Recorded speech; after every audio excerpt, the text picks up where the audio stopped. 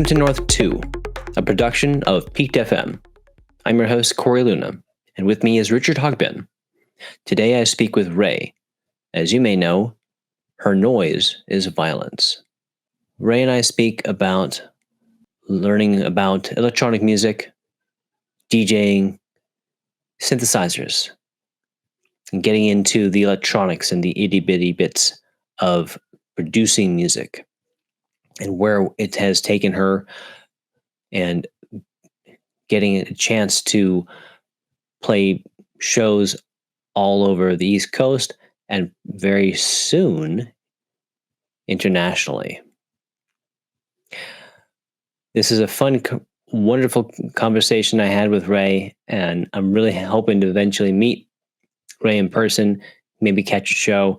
You can check out a lot of Raye's music on their Instagram account and also on Facebook and also on their Bandcamp page.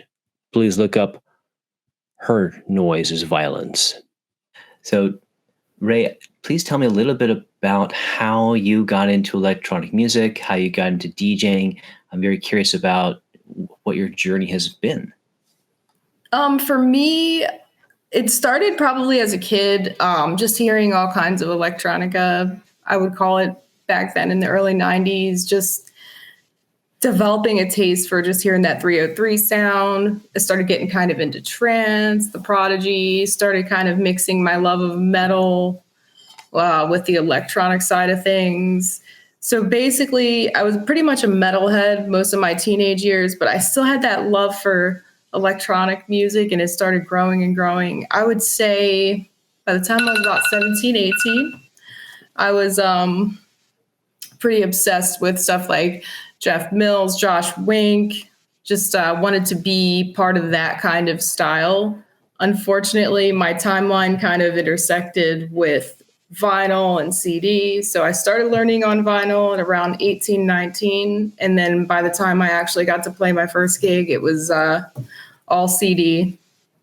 So it was quite a weird transitional period to come in.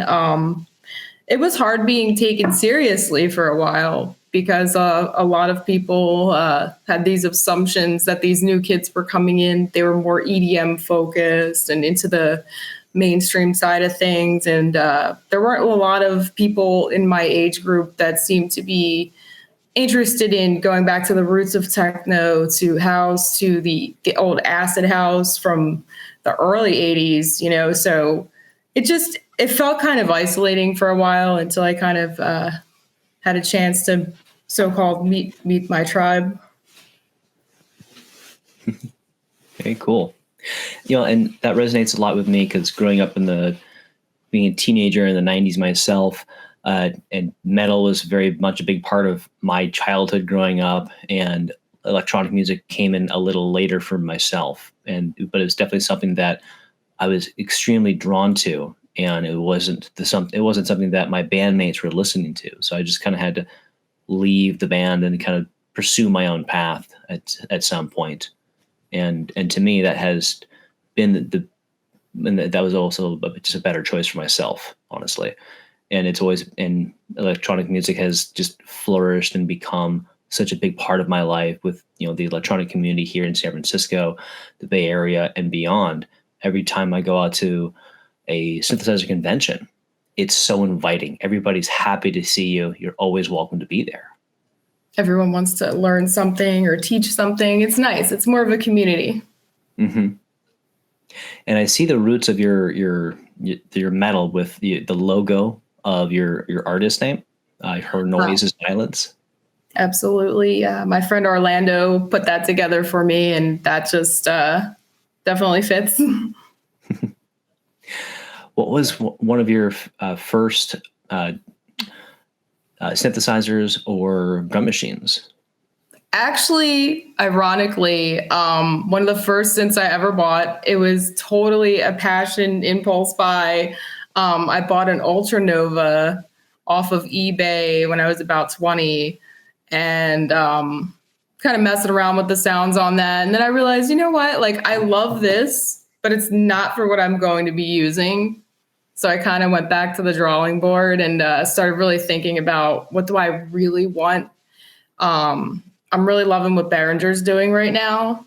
I'm a big fan of a lot of their clones. I do have the TD3 of theirs, and it's pretty awesome. I currently have a Electribe 2, and recently I was gifted a pipe, which I'm getting excited to use. It's from Soma. It's like a kind of a MIDI vocal instrument type thing there, and I'm looking forward to trying that out when we get back home. Nice. I'm not really familiar with that instrument. That sounds really cool. Let me see if I can pull up a link. Actually, this thing I have become obsessed with. So super excited to try this out. It's so hard to describe because I don't even think there's many things out there that are quite like this. Mm-hmm. It's done pretty well. Let me see. I wonder if there is a way that I could send you guys this link here, if it'll come up. There we go. Excellent. Soma synths. Very cool. Here we go. But that is just, there's so much you can do. You could play it like an instrument. You could sing different vowel type chants into it. You could do pretty much anything you put your mind to. You could do something crazy with this. And I don't know if this is going to be more of a techno thing or a noise thing, but we're going to see what happens. That looks so cool. Raye, that looks like something out of the legendary Pink Dots. Seriously. So cool. Yeah. I'd like to see what they would do with something like that. I'm a big fan of Mr. Key's bands and projects, and also Edward Cospel. So I'm excited to hear what happens in the future when you get a chance to really get into using the pipe. That looks so cool. It looks awesome. I actually have it sitting here again. Once we get home back to our home studio, we're definitely going to mess around a bit. My partner also makes music as well, so we kind of share each other's gear. I've been messing around with their MS-20, which again, yes, just yeah. MS-20, Korey. Oh my God, that's such a classic synth. That is probably the end all be all. I'm also a big fan of some of the VST plugins they have going on now. It's a lot of really good stuff out there that you could, work with MIDI and just. I'm sorry. No, I could talk cool. for hours. No, it's all right. The MS-20, like for me, like I think about Deutsche Amerikanische Freundschaft, also known as DOF, from the 80s, and like the beats and the dance music they were making back then, and how awesome it was, and how it was really just it was just a drummer and a guy on a synth and vocals, and they just made it work. It's it definitely is inspiring because we have more than ever, but I think in a lot of ways that a lot of us are doing less. And then you see back then, that's all it took. And then there's the magic. Yeah. You can never replicate that. That is half gear and half having it. Magic, the passion, whatever you call it. They really, So tell me a little bit about working with your partner in collaboration. Obviously, I also want to know a little bit. I also want to know more about your solo work, but tell me about what's it like, the difference between working solo versus in a collaboration for you. For me, I'm just going to be a little awkward and just say it. I'm autistic, so I'm very, very awkward when I speak to people in person. So it's 100% always going to be easier for me to work on my own, to flesh out ideas, to sit there and listen to a loop I've worked on for a few hours and just hyper focus on that. Working with others, it really depends. I do better if they're sending me stems of what they've been recording or messing around with in their DAW, and then I can kind of exchange with them. Working in person, usually this is hours and hours of conversation. Maybe we'll get a couple things done, but it's a little draggy like that. Funeral Pyre, one of my side projects, it works a lot better, I think, because we're a bit long distance. So we'll trade stems, we'll trade recordings, but in the end, we're getting the work done. Otherwise, there's some days where we're just going to sit here and talk about this one drum sound, and that's all we're going to do. On my own, I'll either take 6 months to finish something that I might not release, or, in about a week, I'll know this is it. I'm going to try to put this out there. It's kind of my process, but I try to always keep working on something, even if it's just the framework that I can go back to later. And tell me a little bit about your process of working with physical gear versus soft synths in your VST. What process works for you the most? I would say definitely a combination. The noise end of things, I definitely feel like is the most hardware focused, whether it be putting together various recordings, using the different pedals, setting them up in different ways. It's more of a ritual trying to get certain sounds to sound the way that you want or the way that you feel. Sometimes the magic happens in the improvisation. With the techno, I'm either going to record a couple of loops here or there, just messing around on the Electribe or the TD3, or messing around with some other ideas. Sometimes I will, work mostly in FL Studio in my DAW. I'll just sample in a few different things and kind of put things together. Citrus is one of my favorite VSTs. It's an Image Line FM synthesizer. And then I also do use, it's ironic, but there's also a MS-20 VST as well, and I'm in there a lot, the ARP 2600. I also have a Buchla easel VST, which I mess around in.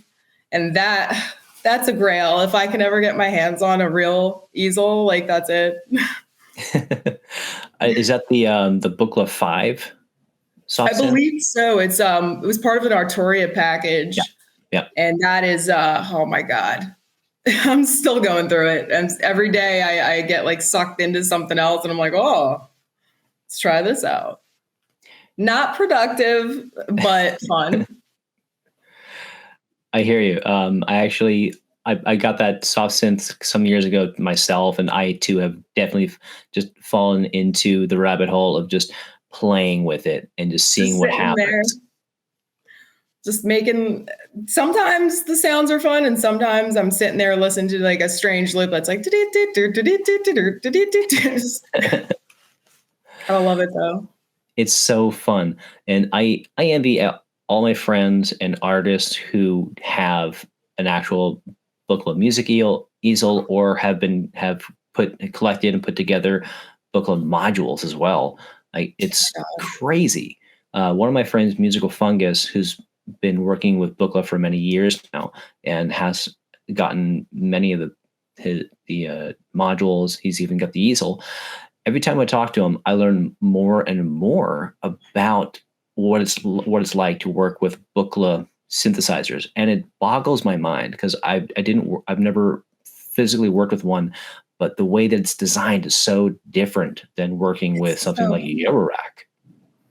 It is probably the coolest thing I've ever seen. And I've also read, I've never touched a real one, but I've read that some of them were actually covered in LSD, or some people were getting like a weird contact high from them because of the experimentation going on with them. But I don't know if that's a rumor or what that's all about.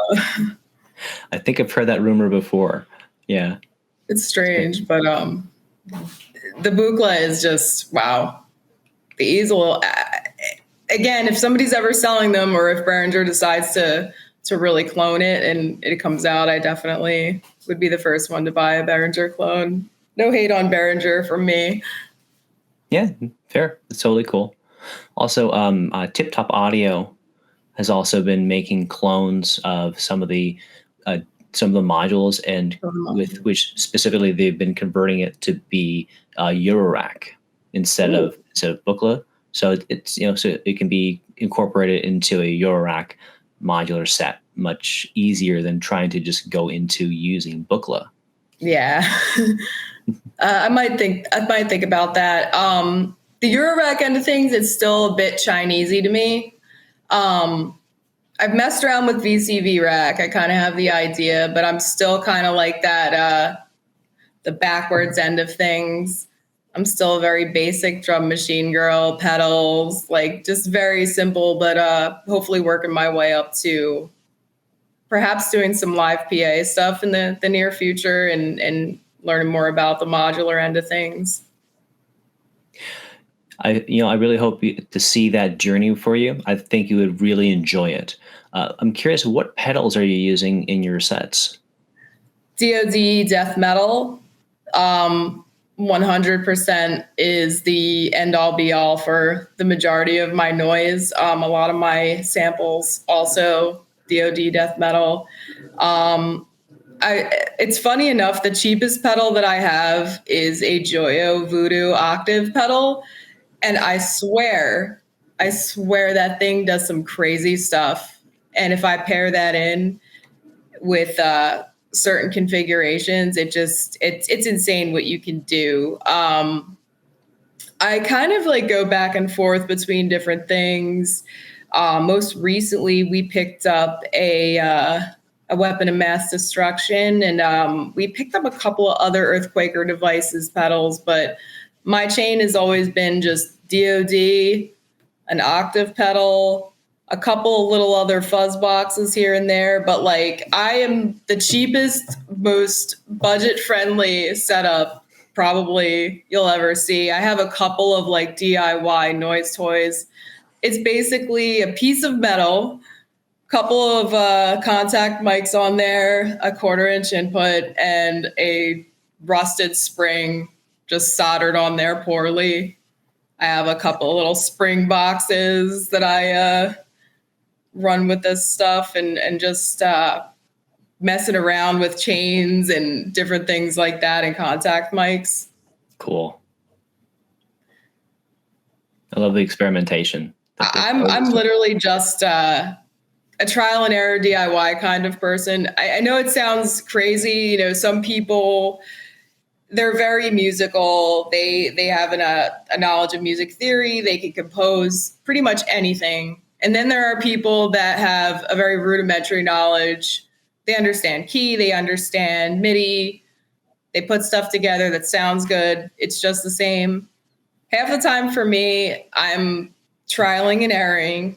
I'm messing around with different patches, messing around with different sounds, different effects. And sometimes you strike gold and other times you learn a lesson. And that's kind of my ethos. Just keep learning every day.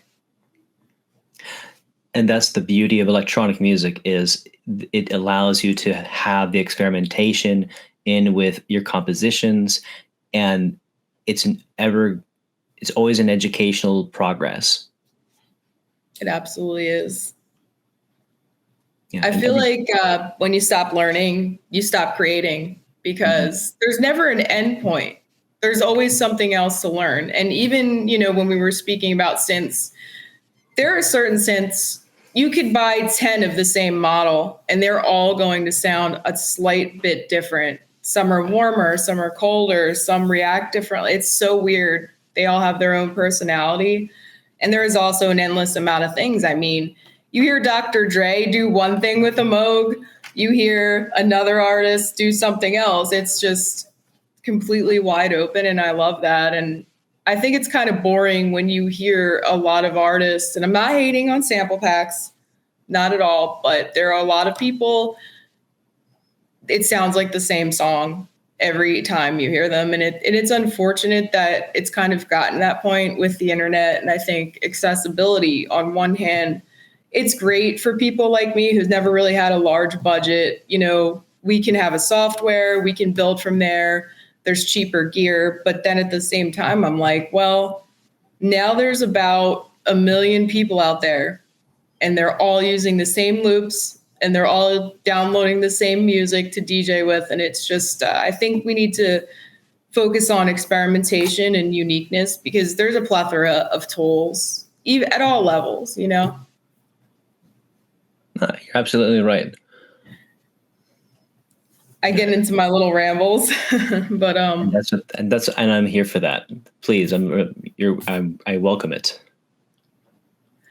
Thank you guys for having me on here again, and I appreciate the patience.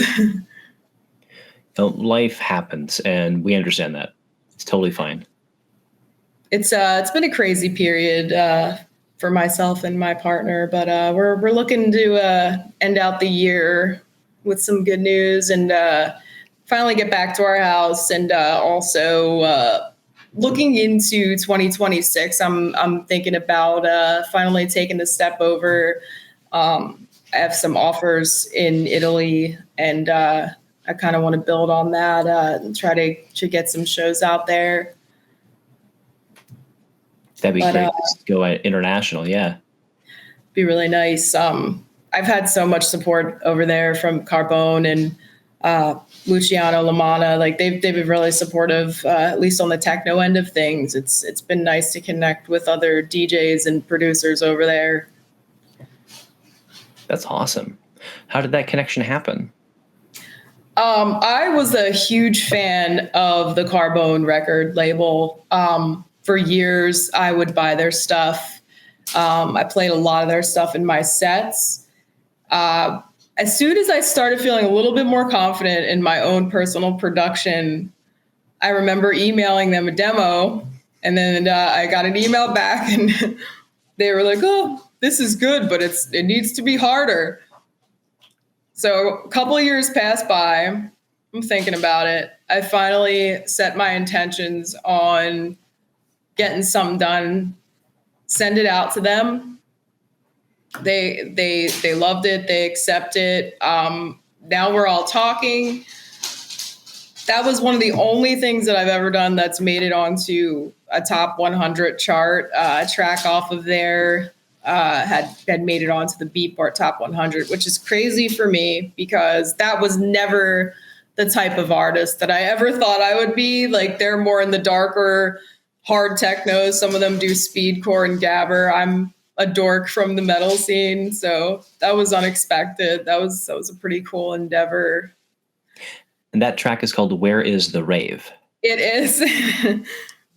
It's actually a little bit different than my usual stuff, but it was pretty fun. Yeah, like I definitely recognize the sample from Nizareb.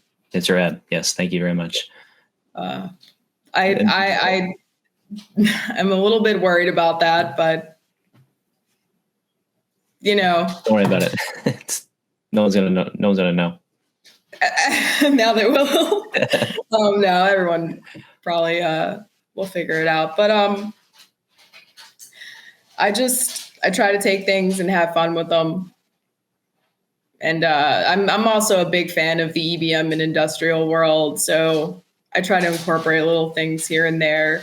I was actually listening to an 80 to, I believe, 1992 collection of Wax Trax records recently, and just getting inspired by that. I think some of my sampling style with the repetitive samples and just certain little things I pepper in there, I have to blame half of Wax Trax, because Thrill Kill Cult, Ministry, just those sampling styles, it's just, it got so ingrained in me that like, I feel like if I don't repeat a sample a few million times, not really, but I like that style. I'm trying to bring back that style in my own way. No, I hear you on that, because I'm a big fan of those bands, that era. I'm a huge fan of Skinny Puppy and the samples they were using back then. And like, I like the 80s stuff a lot. You know, 90s was cool too. And even beyond that was fun, but there's something that really resonates with myself when it comes to the industrial scene coming out of the late 70s and into the 80s, where it really flourished. even just going back, some of the Neubauten stuff, some of the Throbbing Grizzle stuff, just insane. Just the amount of creativity that people had, the boldness. These just going out and doing whatever you want and not caring about the end result. And the end result, you know, we all know their names now, but then they were beating their own drum and going their own way. And I really respect that. I respect that level of creativity and just unapologetically you. They weren't trying to be anyone else. Mm-hmm. Yeah, Throbbing Gristle was so unique for its time, and there's nothing else like it. Having Chris and Cozy coming out of that, and Chris, designing his own synthesizers back then to create the sounds that he wanted. Just that's pioneering. There was stuff like it. Yeah. And then just all of the side projects. Yeah. All of them. So much. And even Chris eventually, years later, of course, I don't remember what the name of the company, I want to say maybe Future Sounds. It might be. They created modules based on Chris's designs for Eurorack specifically. And there's a few of them out there. I've never worked with them myself, but I remember researching and just finding them out there. And they're mostly, very much like noise forward modular synthesizers. But I might have to check that out. they're there, and they sound. And I thought it was, and I'm very happy that exists and that became a thing, and that people wanted that to be available in a Eurorack format. I think that's awesome, actually. Again, I got to get into the Eurorack world. I've tried to ignore certain things for so long. Like, I cannot spend the money. I can't do it. I know if I was able to do so, I would probably have an entire room of just random stuff that I probably didn't know how to use half of, but it would be like a little oasis. So, I highly encourage, just take your time with it, do your research, and find what inspires you to play. And that will slowly build over time. And you'll see, like behind me somewhere, you'll see a synthesizer glowing in the background. And you can't see it out of focus, of course, but like it's a big rack for Make Noise. It's like two rows of 104 HP plus a Mult 1U in the middle, and it's been constantly in my music palette. Of some things have stayed in there for a while now. Some things switch out, but that's the beauty of Eurorack, of being able to just kind of pick and choose the different filters and voices and everything that goes into a synthesizer. You get to customize it to your liking. That is pretty awesome. I definitely, as soon as I can kind of get out there and build something, I definitely want to spend some time learning about the modular end of things and just getting some Eurorack modules slowly but surely, Yeah, it's your own journey. Take your time with it, of course. I was curious also about how often are you getting out to play shows? I've seen a lot of your DJ mixes on your Bandcamp page for Noises Violence, and you've got a plethora. You've got a large variety of singles out there, and I was curious about how often you get a chance to play those as live sets. Unfortunately, I would have to say the past 2-3 years have been a really rough time between helping with some family. I would say bigger things going on, and I had to move a couple of times, and just bought a new house, and just all of these crazy life situations have happened.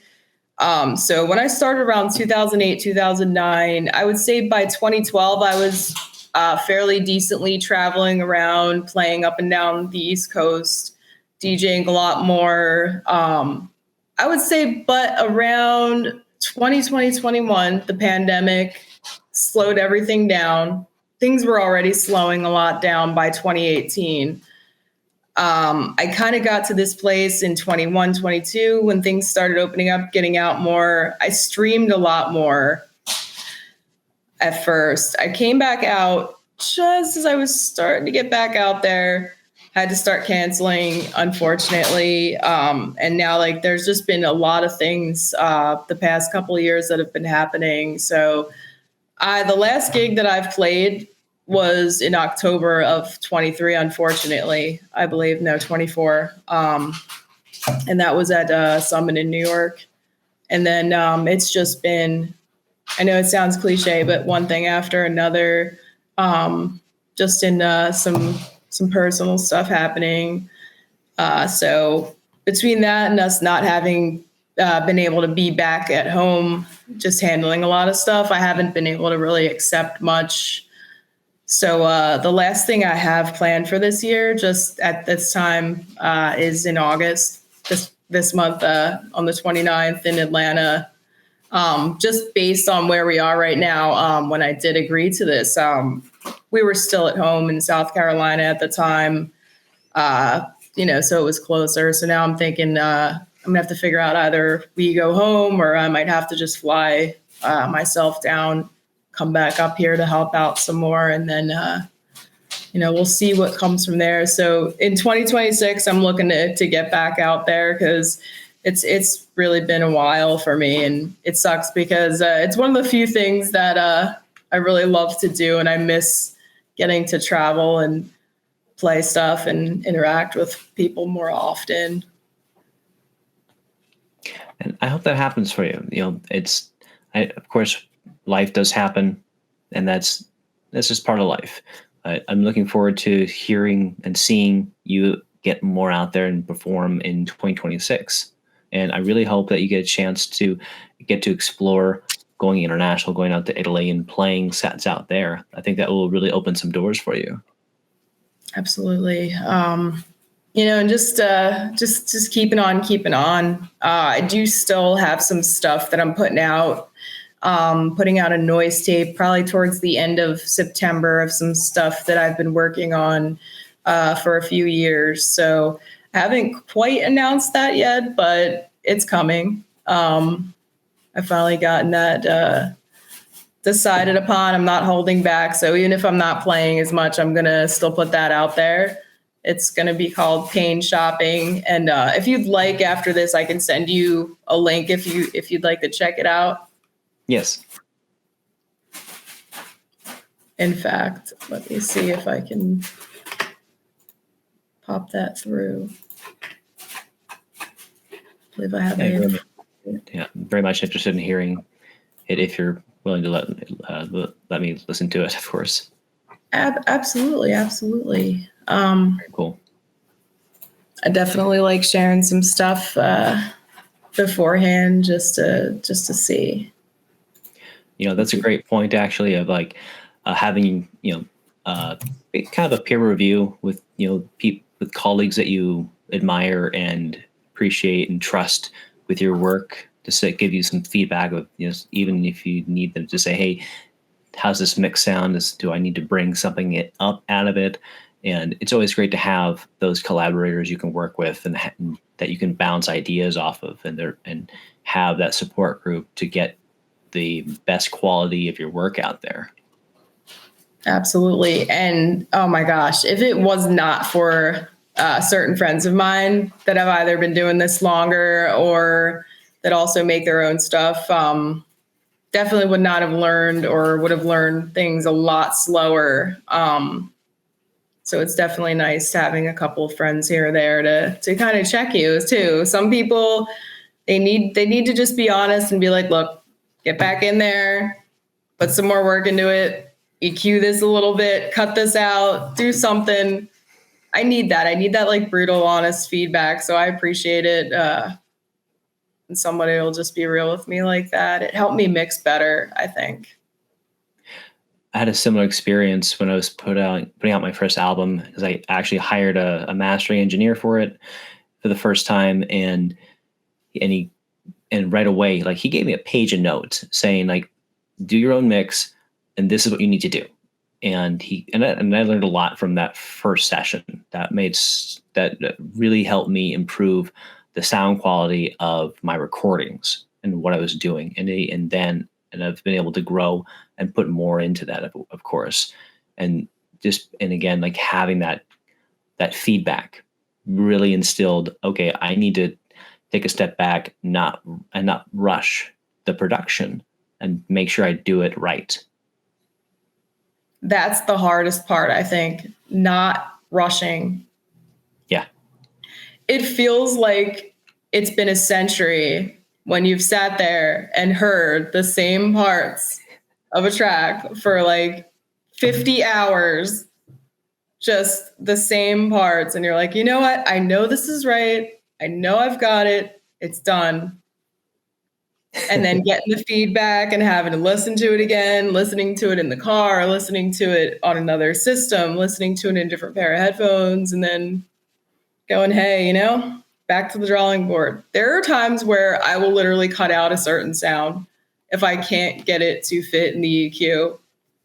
Really? It's just, yeah, I know that's probably not ideal, but there are times where if something is not working and it feels like a battle, and if I have to do certain cuts or certain little tricks to get it to fit in and it doesn't sound quite the way that I want it to sound, I will just go right back and decide, you know what, we're going to try something else. We're going to go up an octave. We're going to try entirely different sound entirely and just, you know, kind of build from there. But I used to rush too much. I would finish something, be excited. Ear fatigue had already set in. I would think it was done the next morning. Not there. And it's part of the learning process, and that's fine. It's absolutely, yeah. I've been kind of doing this since around 2012, at least on the music making end. So I kind of came in there with the love of the music, loving to DJ, loving different formats of DJing, kind of slowly crept my way in there. So I would say from 2013 to now, I really didn't make anything that I felt truly satisfied with and that truly sounds like a good reflection of what I even want out there until like 2017. I think a lot of my earlier stuff, it was kind of all right, but like I was not ready to put it out into the world at all. So I'm glad I kind of took more of a time to like get that out there because, you know, I have some friends and they're like, you know, it's out there now and some people like it, but I do regret my first album. I do regret my first EP, but I just don't want to be there. Yeah. No, again, it's good to take your time, you know, and you look at the artists that you admire and look up to that have inspired you over the years, and you see how there's a timeline of like 5 years, 7 years, sometimes 10 years between albums. And there's a reason for that, because that process takes time to put out quality work. And you want to give yourself that same grace. And that's definitely kind of what I'm thinking in terms of if I'm ever going to have a full-length techno release versus just an EP. With the noise stuff, I take a lot more of an experimental approach. So it varies wildly how long a recording or a track or whatever will take. With techno, if I'm putting together 4 to 6 tracks, I need the time. I want to sit there and make sure everything's EQ'd to the best of my ability. I want to make sure this holds up. I want to make sure that this is me, that this isn't starting to sound like something I've heard too much, and just really intentionally get that out there. I do want to do that.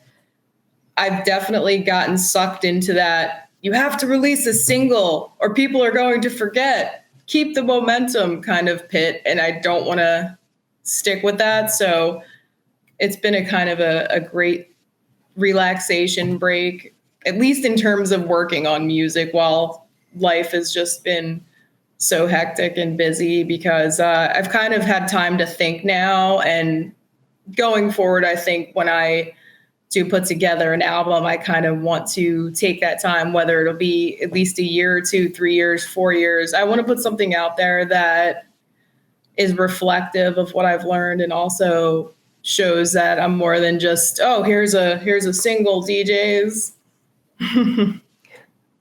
Right. It's better to take your time to put out your best quality work instead of trying to stay prolific and up and trying to compete with the rat race of what social media is, pushing everyone to can create content so often and so much of it that it becomes oversaturated and there's less quality work out there. It can get really overwhelming, and also just there are some very successful people out there. I do respect the hustle, and I respect, that they're doing something that's very successful. But I follow some people that, they teach you tips and things like that. And there was one person that was saying, and they have the engagement to back it up, but they're like, if I don't release a track every 2 weeks, everything just falls flat. And I think that I have to blame, this instant culture that we have, this instant, if the video doesn't load in a nanosecond, we're going to keep scrolling. If we don't have something new to look at every 2 seconds or an advertisement. But I wish people would listen to full albums more, full releases more, and kind of sit with it, because there's so many successful artists out there that, they're teaching you the tools of their trade, and they're telling you that if you don't keep this insane workload, and I don't care if you're an expert or a beginner, I mean, putting out new music multiple times a month, that's a hard thing to keep up with. It's rough. Whether you're putting in a minimal amount of effort or the maximum amount of effort, I feel like, it's a lot of work to do. And I think that what I hope in the coming years is that people will take this fast food, 30-second, and then we skip to the next thing culture and kind of just sit with a release and digest it. So creators don't have this pressure of, we need to market, we need to sell, we need to put something out every 2 seconds or else we're going to fall into irrelevancy. And there's a lot of pressure on that more than like the genre itself or the music itself. It's almost like the music is this tiny speck, and then 97% of everything else is marketing. And I just feel like it just leaves a lot of the fun out and the creativity there. It's just more sales. And I really don't like that. If you find me, cool, but I don't want to feel like a used car salesman. Yeah. And I get that too. Like, I'm not pushing my music out there at all. It's like, if I meet people who are also into similar music, I might say, hey, check this out, you might like it. But other than that, it's like, of course with you, it's like, I'm happy to share my music with you, but we're like-minded. I think we have a lot of similar tastes in music, and I think you would probably dig the kind of music I've been producing over the past couple of years. So, Absolutely. That makes a lot of sense for us. But again, like, I'm not going to go out and, like, you've seen plenty of sponsored advertisements here and there for different types of music. It works. Marketing does work overall, but you don't have to do that. You don't need to. And, and there's a lot of us who, as you said, you don't want to feel like a used car salesman. Like, you'd rather people come to it naturally and discover it. And a lot of the music that we grew up listening to, it wasn't sponsored to us. It was your friend or your sibling showed you some cool music in your adolescence, and you said, hey, this is cool. And a lot of it was more word of mouth than anything else. You bought the record, the tape, the CD, you listened to it. You sat with it, you listened to it again. Even if you didn't like it, you'd listen to it. And I feel like now we just click through. We don't even probably remember everything that we've heard.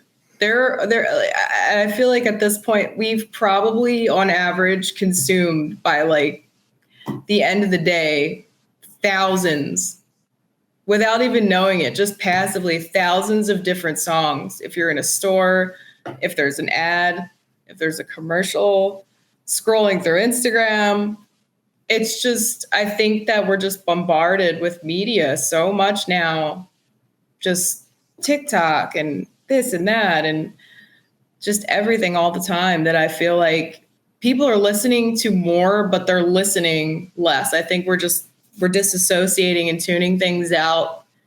And then maybe if you hear a little catchy piece, it'll jar you from your distractions on distractions. But for the most part, I don't think people are really actively listening. There's a few of us out there, of course, but I think there's less and less of a demographic of true active listeners. And that also makes you think, you know, I'm creating for me, we're creating for ourselves, hopefully. But after a while, it's like, are we going to get to a point where it's not even about the music or the video or the art anymore, and it's just about, oh, it's just another thing. Oh, it's clout chasing, it's attention seeking. And it sounds like a bit of a ramble, but I wish people would sit down and read and listen and just look at something for more than a nanosecond before they became just so overstimulated, I think, without even knowing it. It's just, there's no way that I could sit on Instagram and listen to, you know, a bunch of 15-second snippets of tracks and get any idea of anything from that. It would be a lie if I said that, you know, I make heads or tails of anything that I hear on there. It's just, it's so much. I want to go back to the days of, if I like you, I'm going to buy your CD, I'm going to listen to it. So I try to do that, even if it's just a Bandcamp digital release. I'm going to sit there, I'm going to listen to it. I'm going to listen to it passively, actively, on different headphones, on different setups. And I just want to take it in. I want to hear it. I don't want to get distracted. I don't want to hear a 30-second snippet. I want to hear the full thing. I want to get to know it. Yeah. And I think I'm not sure anymore if it's a generational thing of, I want to hear this as a full album. I don't want to hear singles. I want to hear a full album, and I want to sit with it. I want to hear it on different speaker sets, because I enjoy listening to this journey of music. And that's something that I think we've both grown up with. And maybe the new generations aren't as familiar with that style of absorbing music. Absolutely. I think that it's that, and it's also, I feel like kids now, my cats are playing over there. We brought them up here, so excuse them. But girls, I think it's just, people have this perception of being busy, and it's just, we don't feel like we have the time. We have more time than ever, but we don't have actual time. We're sitting there, we're scrolling, we're at work, we're in the car, we're here, we're there. So I feel like a lot of people don't think that they have the time to sit there and listen to an album, because they feel like they have to be doing 10 other things while they do it too. Oh, I have to play a game while I do this, while I do that, while I'm still working, while I'm scrolling on TikTok. And it's like, you can't really absorb anything like that. And I think we've all gotten into just being so distracted from everything else that we couldn't focus on one thing if we tried. And then the younger generation, they're not really into the physical media. I get it and I don't get it. Some of it was forced on them by the way that the devices are going now. And some of it is just, you know, it's a matter of taste. It's a matter of personal preference. I think for them, they're satisfied with Spotify because they really don't know any better. Like a 13-year-old to a 17-year-old today, they never really had to go buy a CD. Maybe they've listened to a record. Maybe they've listened to a tape. I doubt it. So it doesn't matter if they're just streaming stuff on Spotify. They don't really have a point of reference. I think the 90s kids were one of the last generations to really remember different formats, being in the household and having to sit down and listen to an album and not being able to go download or stream anything in the world ever. Growing up without the internet, we were kind of forced to focus on what we had. And I think that's like a big difference. Yeah, Too much variety. Yeah, I agree. And so there's just too much there's too much stimulation out there that disperses our focus. And it's good that we're able to bring that and recognize that and bring it back. I think it's also a DJ's responsibility in the electronic end of things to kind of remind people that just because a song isn't getting 6 billion streams does not mean it's any less listenable than something else. And just trust the DJs a little bit. It's okay if you hear some things that you haven't heard before. That's the fun. Absolutely is. I really miss going out, and before the days of smartphones and just being like, I wonder what this is. I'm going to go find this.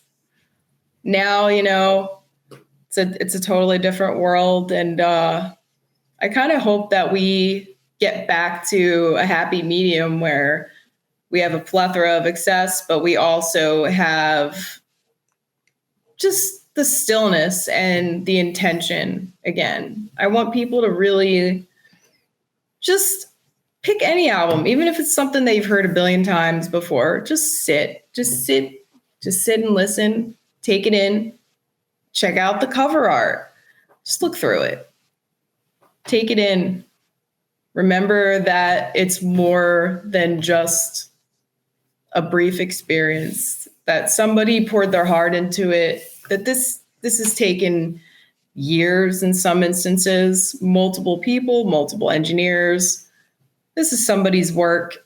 And this is why I don't think that music should be put into content, in that little category, because it's more than that. It's more than a 10-second video. It's somebody's work. And it's becoming more and more devalued, and that really makes me sad, because it takes a lot to get the courage to put yourself out there, and I think it takes a lot more to authentically express yourself in some cases, and to have that be measured by stream numbers, or if it's short enough or long enough to fit into whatever algorithm that you're aiming for. It's just it takes the art out of it, and again, it just feels more like a marketing strategy than an expression, and it makes things feel a lot like less authentic in general. It makes everything kind of end up feeling like it's all about this, isn't it? Yeah. And, I think one of the wonderful things that I've been seeing more is the actual younger generation now love going out to events and going to the shows and seeing the artists perform or the DJs perform. And this culture is still flourishing in a live performance setting. So, and like I was at a show last night in San Francisco at Raye area. I went to go see Tom Hall, and it was this beautiful ambient show where it was him, there was Art Benny, there was Sharky Face, Ama Ataria, and there was another duo. I can't remember their name right now. Something Collective. I'll have to look it up later. But again, 5 artists, all ambient sets. Gorgeous. Everything was gorgeous. And one like the gray area for me is like probably my favorite live venue in San Francisco. It's a converted theater, the old Grand Theater out here in the Mission District, and years ago it was converted into this beautiful space for multimedia performances and installations. So there's over the years you'll get to see different types of things happening in that venue space. But last night, was just this great experience of half the audience was sitting and enjoying the music.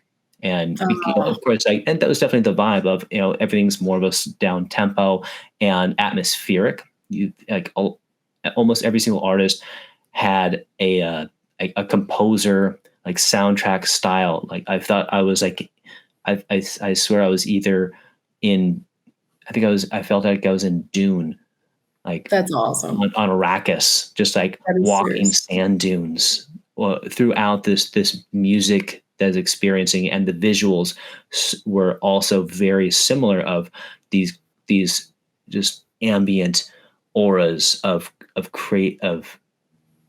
not any particular space, but just out there kind of shapes and forms as they continuously organically changed throughout the music.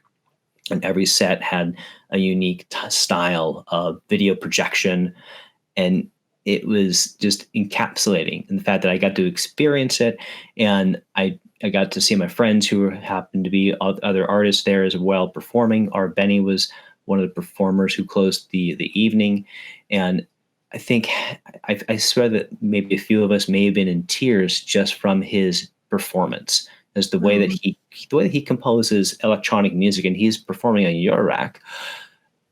It's tranquil and ambient, and his video projections are a combination of videos that he takes in nature on hikes.